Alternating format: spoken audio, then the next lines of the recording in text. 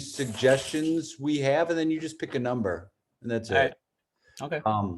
And then, yeah, like I said, if you want to do one scene real time, that's fine. If you want to do like, multiple scenes, like whatever you want, I'm Okay. down for. I just want to All right. I love playing like your style. So however that works is great. That's complicated though.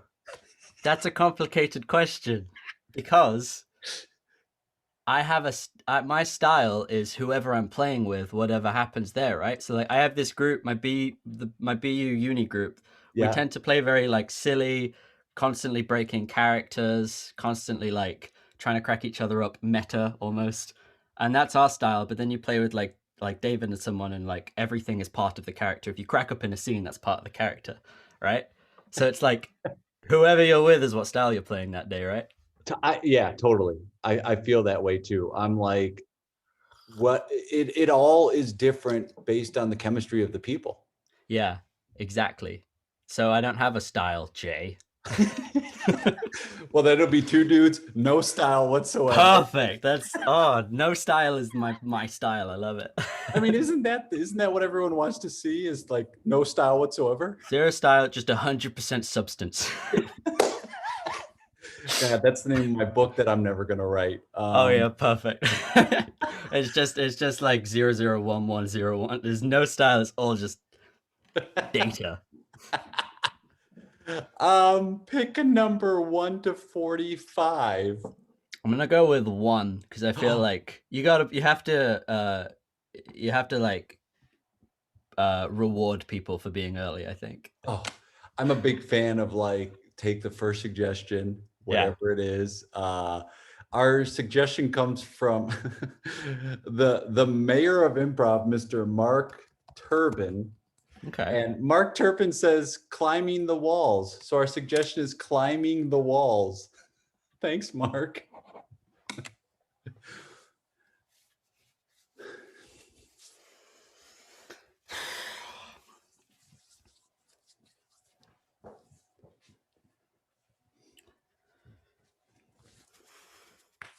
I gotta wash up again. I touched I don't know why I touched I gotta Oh yeah, you have if you touch your head, you gotta wash up again. It's wash up germs. again. I'm recently I've been like germophobic. Yeah. Yeah. Makes sense. Yep. Right. How Not come because not? not because of that though. What? You'd be surprised. It's just because like I think I might be allergic to like I'm allergic to something that isn't presenting itself to me. And you don't know? No, so I'm just like just washing my hands just in case because I might have touched something. You know what I mean? Wow. You'll have to introduce things very slowly. And then whatever you have a reaction to, it's like, that's it. Yeah. Like I'll walk through my house and just like I'll wash my hands after everything except for one thing.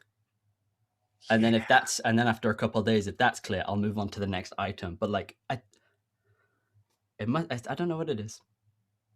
I think my thought, I'm going to tell you, my thought is as you get older, you probably become more allergic to things or it changes. Like right now, I can't eat chicken cordon bleu. I used to love chicken cordon bleu. I cannot stand it right now. So I think Well, like you're allergic to it. Yeah. Or your taste buds have changed. No, you're allergic to it. Well, my taste buds changed. Right. Here's something ironic. My taste buds changed. Then I became allergic to it. I can't have ham. I'm allergic to ham and cheese. I can't have either of those. But as a kid, I had it all the time. My parents made chicken cordon bleu. It was every Thursday. We had chicken cordon bleu. It was chicken cordon bleu Thursday. And maybe it's subconscious. Dan, maybe that's it. Maybe I just don't like it. Maybe I've willed myself to have this allergic reaction because I hated it so much growing up. And now I'm like, I can't, I'm allergic. Maybe that's it. Who's allergic to ham? That's kind of useful, but at the same time, it's like, oh great, another terrible thing about aging. Yes. Oh my God. Yes. I started growing shoulder hair. Oh. I have growing shoulder hair. I'm becoming allergic to my fucking house. This is terrible. How do you cope? Well, a big part of it, I think, is acceptance. Yeah. But I think you go through those 7, whatever the 7 stages of grief are, it's like Yeah, I think I'm in stage 1. you're probably in stage 1 right now, and Yeah. then eventually you go, here's what I say, Dan, is it worth it? This thing I'm getting upset about right now because, dude, shoulder hair, here's the thing, I look back now and I'm like, God, when that was my biggest worry, I was pretty Mhm. lucky because that's all I worried about. Not saying it's not a big deal, but like it progressively gets worse, the things you can worry about. What if I managed to do what you did, which is kind of will an allergy into existence by hating it? Do you know what I mean? Yeah.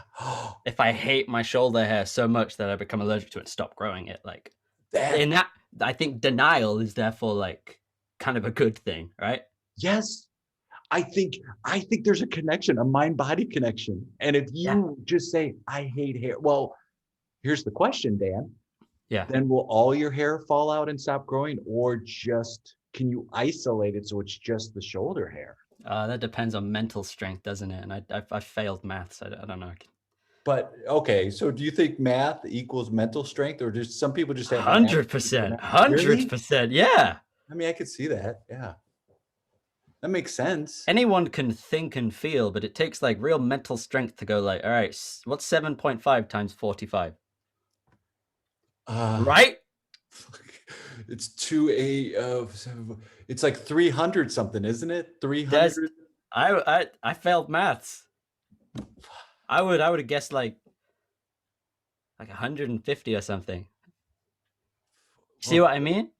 It yeah, takes like properly mental. So like I don't. That's why maybe I shouldn't. why, See, I'm let in me ask. denial about having denial right now. That's My God. So is it a double negative and you're accepting it? oh Jesus Christ, Or is Bren. it Don't say that. or is it you're Stop just trying to trick me into being healthy.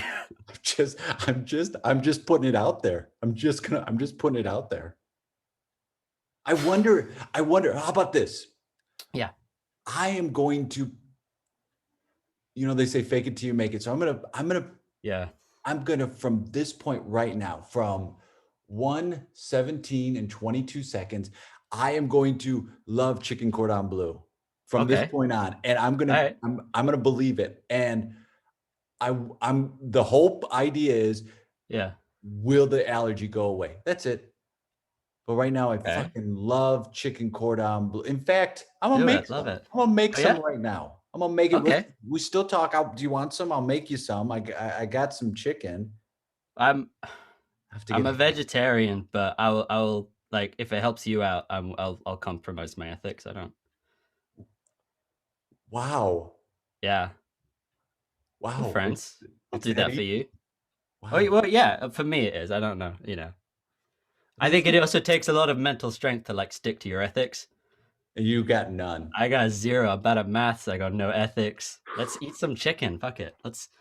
I mean, maybe it's this time. Maybe it's this time of your life, right? Oh well, because I'm aging.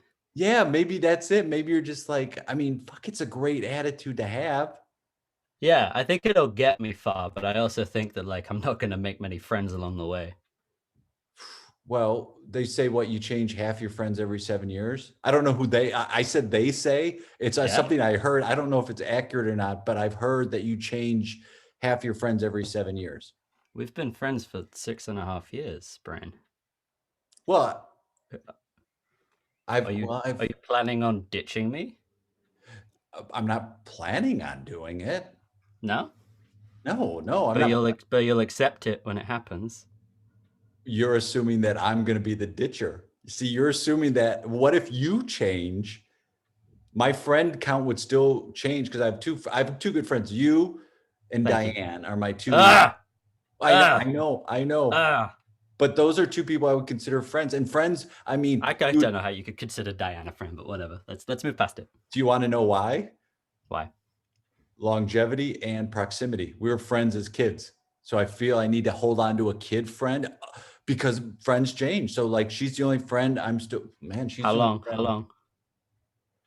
Well, shit, I've known Diane. We live two houses down from each other. I mean, I'm 32. I've known her for, I've known her. I mean, I was raised in that house. I don't know if I Yeah. was really. I've known her my whole life. I've probably been friends with her since we were about 3 or 4. So let's just say, for math, because we're both not good at math. Let's say 30 years. Let's say 30. Okay. Round All number. right. All right. 30 Well, then years. whoever they are, they were wrong. They probably weren't good at maths. Yeah. See, you're right, Dan. They're probably not good at math. So Look at us breaking down these walls. We're such good friends. I mean, I guess that's the main point, right? Yeah. We're good friends. Yeah. So you're not going to ditch me in a few months, right? I don't think dude, I think you're stuck with me. If you want to ditch me, look, half my friends I've known my whole life. Yeah. And you are a friend that, I mean, we were work friends that became friends. So the data shows I'm not going to get rid of you because I hold on to my friends tight. I like that. Okay. You're friend for life. You all right? Oh yeah, hold on. My hand just started itching. I need to. That's weird. Well, I touched my face. I gotta wash up again. We got to get into surgery, man. We have got they're waiting. Why are we got to get? All right. Okay. Well, I got to wash up now. They can't hey, start without us. Hey. Come here. Yeah. Good luck in there. Hey. You too. Scene. That's fun. I thought we were. That's why I thought we were scrubbing up because we were doctors. Yeah, why not?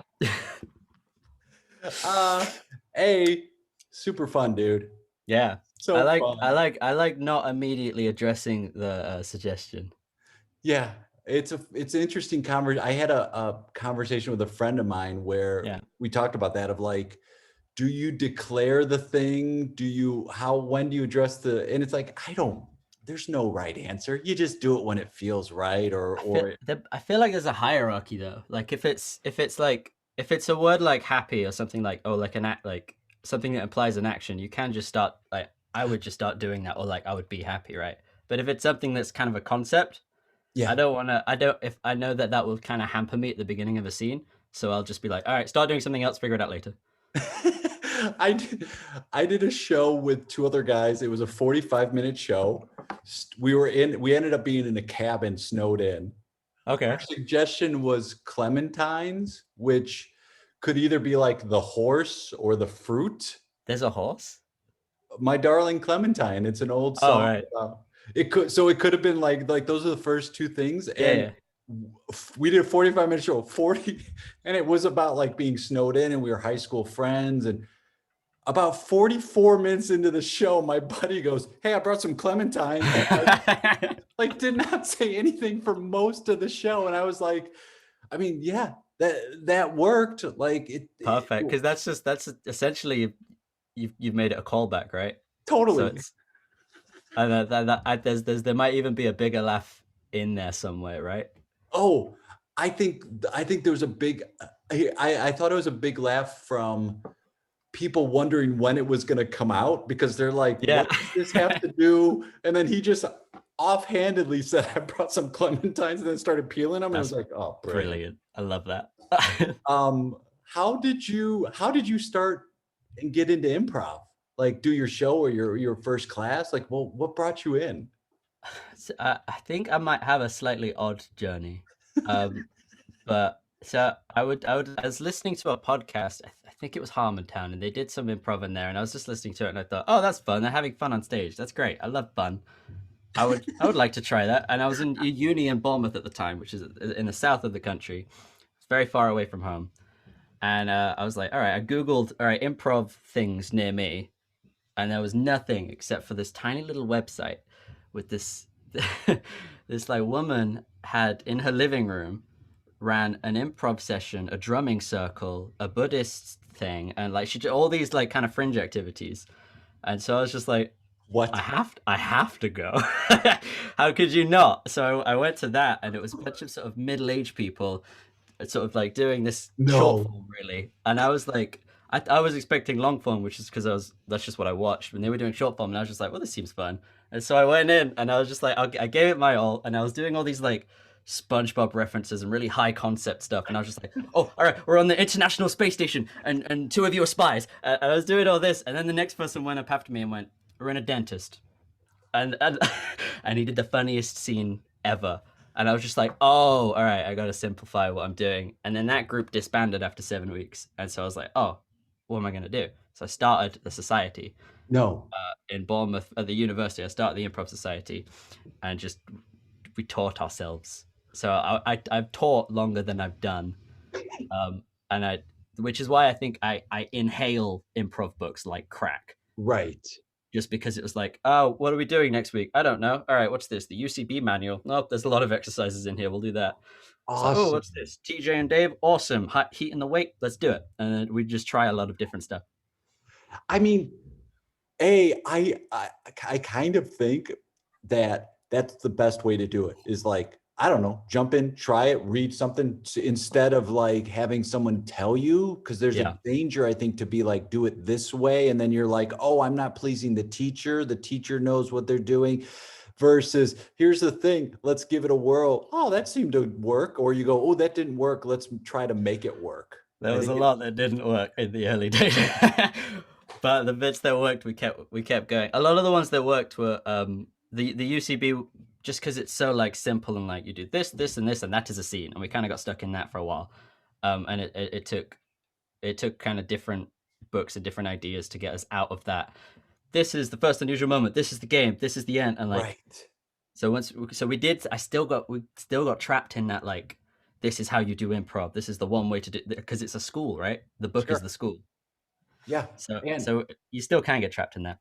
Well, I think pre-pandemic, it was like, well, I'm a UCB guy, I'm an IO gal, I'm a Second City guy, right? It became those camps, and then they'd go like, well, this is the way to do it. And I think people want to go like, hey, Jack, tell me, I've taken some classes, but tell me the way to do it. Like that happens with students a lot. And you're like, no, take all of this and then do your thing, whatever your thing in the moment. To me, it's like the number one goal, the number one guiding light for you is it fun? That's it. Yeah.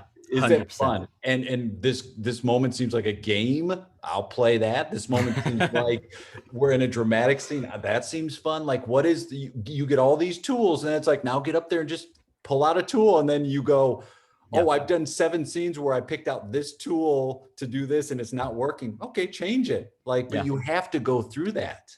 Yes, I think, and I think very importantly, taking classes is also I didn't take classes until quite recently, actually. My first class was with Liz Allen. We did a 6-week course, and like, I was like, patterns are amazing. I just want to do patterns forever. And then we did Matt Higby afterwards. And I was just like, right. So it's like, I've had some really great teachers recently, and like, they're very different styles, but it's like, I feel like now I'm expanding faster in like 12 weeks than I did in 2 years of like, just faking it almost. Well, I feel like it's the end is kind of the same. Like everyone's trying to get you to that place where you're building something with someone else or with some other people. It's just like, what path, this path. And then you're right. It's like, oh my God, I love pattern. It's all about patterns. Then you're like, it's all about group. It's all about game. Like you just keep having these revelations. And then you go, okay, when you get to a certain point, whether it's you've taken enough classes or you feel confident or whatever it is, you return back to the beginning, which is this, I'm having fun with friends or people I don't even know. I'm just having fun. And it takes some people a lot longer to get there. Yeah. I picture the people in that first group. Someone's like, I came here to be a monk. I really, really thought I would dig the Buddhist teachings, but man, I want to do improv now. Oh, that I think a few people did kind of like expand out of one class and into another, because there are a lot of different like types of people in that class. But what a cool, I mean, honestly, I think that's a really cool thing to go to, where you're like, this week we're working on this, or this week we're doing this, or this week, and then you realize, oh, some of the Buddhist teachings I can apply when I improvise. some of this other thing I can apply. So like they can find those connections and those you relate to the different things. And then you look around and you're like think back to that first group that you were involved with. What are the chances you would have like sought them out outside of a class to be like, let's hang out? It's very rare. Yeah. Yeah. I chalk that down more to that there's just less improv in the UK. So like whatever is around, you'll take. And are you doing a lot of teaching now? Like, are you? No, I stopped because I was like, I want to learn. I kind of got sick of teaching. So I just wanted to be a student again. So I started doing some of these classes. And when you graduate from uni, they don't let you keep running the little societies. So they took a vote and they've moved on with that. And they're doing a really great job. They're actually going to Edinburgh soon. Wow. Yeah, to the Fringe to do improv. And it's like, I'm going with them but I'm not technically a part of it because I'm not a student anymore. It's a whole thing. Is it still in August, the Fringe, or has it moved? I think it's still in August, world permitting. Right. Everything's tentative now, man. Yeah. So it's like I'm not getting attached here. Yeah. Because you can't anymore. Well, for a lesson to learn from this past 13 months or however long it's been, that's a really good one to be like, I'm not going to be attached to anything. I'm going to be flexible because I have to be. If there are cancellations or changes, that's part of the world now. And it's lessened the importance of expectations in our lives. Yeah, definitely. And it's also like the importance of a plan B has been drilled. Just like, this could be canceled, so I need like a backup that I can do on my own in my room for a month straight, just like the Fringe. You're like, I got it. I've been through it. I know what to do. I've been trained. Now I can do it. If people want to reach out to you, if they want to follow what you're doing, or if they want to go, Jack, we're going to bring you out of teaching retirement to teach us a workshop, whatever it is, like, what's the best way they can get a hold of you? You could add me on Facebook. I don't mind. The improv world is not so much where like I'm gonna get flooded with invites. So Jack Greenwood, or Instagram, maybe message me on Instagram, Jack the Green.